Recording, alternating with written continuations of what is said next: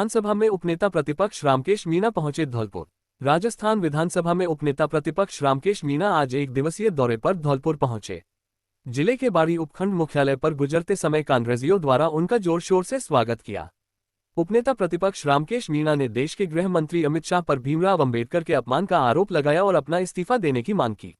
उन्होंने राज्य की भजनलाल सरकार पर जमकर हमला बोला, वही प्रस्तावित धौलपुर टाइगर रिजर्व को लेकर उपनेता प्रतिपक्ष मीणा ने कहा कि धौलपुर में टाइगर रिजर्व घोषित किया गया है, लेकिन वर्षों से रह रहे हजारों लोगों को पुनर्वासित करने की ठोस व्यवस्था सरकार द्वारा नहीं की गई है। उन्होंने राज्य के मुख्यमंत्री भजनलाल शर्मा से मांग की कि धौलपुर में टाइगर रिजर्व बनाने से पहले डांग क्षेत्र एवं अन्य क्षेत्रों से जिन लोगों को विस्थापित किया जाए, उससे पहले उनके लिए उचित मुआवजा एवं रहने के लिए जमीन उपलब्ध कराई जाए ताकि उन्हें किसी प्रकार की कोई परेशानी न उठानी पड़े। इस मौके पर वरिष्ठ कांग्रेसी नेता राजकुमार भारद्वाज, रामसेवक अजय रामेंद्र मीणा, अनिल अरेला, नासिर अली पहाड़िया, लाखन सिंह यादव, सोनू यादव, अजय मीणा, दीपक आदि अनेकों कांग्रेस जन उपस्थित थे।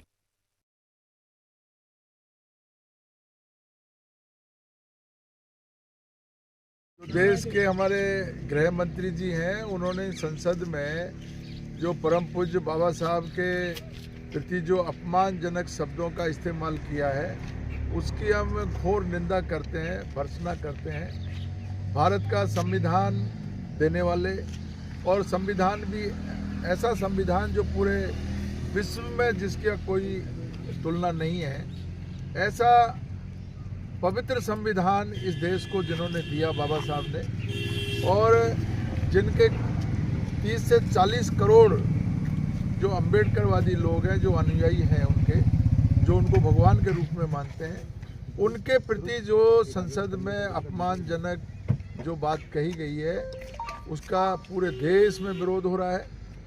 पूरे अम्बेडकरवादियों ने इसको अपनी इज्जत का सवाल बनाया हुआ है और हम लोग मांग करते हैं, कांग्रेस पार्टी भी पूरे देश में इस बात को लेकर के और इसको मुद्दा बनाए हुए है।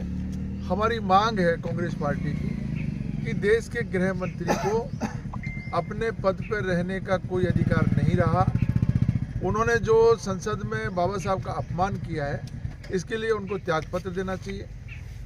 अगर वो त्यागपत्र नहीं देते हैं तो प्रधानमंत्री जी से मांगे कि वो उनको बर्खास्त करें और देश से माफी मांगे भारतीय जनता पार्टी। ये हमारा उनसे हमारी पर्ची के अनुसार ही राजस्थान में सवाल जवाब करते हैं। विकास के नाम पे जीरो है, चाहे किसान हो, मजदूर हो, युवा हो, सब लोग परेशान हैं। किसानों को आज देखिए डीएपी खाद नहीं मिल रहा है, बिजली की कितनी किल्लत है। बेरोजगारों के लिए कहा था कि हम इतने रोजगार देंगे, नौकरियां देंगे, एक भी रोजगार उन्होंने अगर दिया हो तो आप अपने अखबार के माध्यम से जनता को बताएं।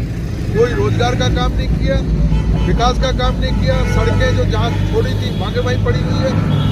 कांग्रेस सरकार के समय जो काम हुए थे, जो शुरू हो रहे थे, बीच में चल रहे थे, वो जहाँ छोड़े थे मांगे वहीं पड़े हुए हैं। विकास पूरी तरीके से खत्म है। धौलपुर में टाइगर रिजर्व की घोषणा की गई है, जिससे कई गांव प्रभावित हो रहे हैं। लोगों को जहां पे रह रहे थे उनसे बेदखल होना पड़ना, इस पर आपका क्या कहना है? धौलपुर ही नहीं, मैं पूरे भरतपुर संभाग की बात करना चाह रहा हूँ। पूरे भरतपुर संभाग में बहुत खुशी की लहर थी, चाहे कांग्रेस हो चाहे बीजेपी हो, सब जो पार्टी से ऊपर उठ करके लोगों ने ये एहसास किया था कि भरतपुर संभाग को राजस्थान का मुख्यमंत्री मिला है।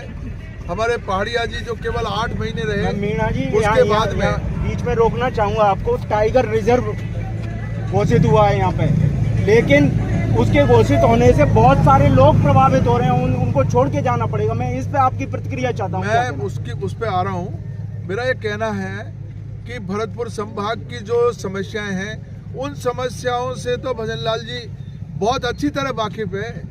जो टाइगर रिजर्व की आप बात कर रहे हो, टाइगर रिजर्व तो घोषित कर दिया उन्होंने, लेकिन वहाँ के लोगों का क्या मुआवजा, क्या पुनर्वास, क्या उनकी व्यवस्था है, उनका जीवन यापन कैसे होगा, उनके बच्चों का क्या होगा, उनके जो परिवार है उनका क्या होगा, उनकी जो खेती है उसका क्या होगा, इसका कोई अंदाज नहीं है सरकार को। तो ये ऐसे जनहित के खिलाफ के जो बिंदु है, उन पर सरकार संवेदन शून्य है, पूरी तरीके से ठप पड़ा हुआ विकास। मैं मांग करूंगा मुख्यमंत्री जी से भरतपुर संभाग में आए और एक एक जिले का दौरा करें और यहाँ की समस्याओं को हटाने का काम करें, पूरा करने का काम करें। Thank you sir. Rahul Gandhi जिंदाबाद। राहुल गांधी जिंदाबाद।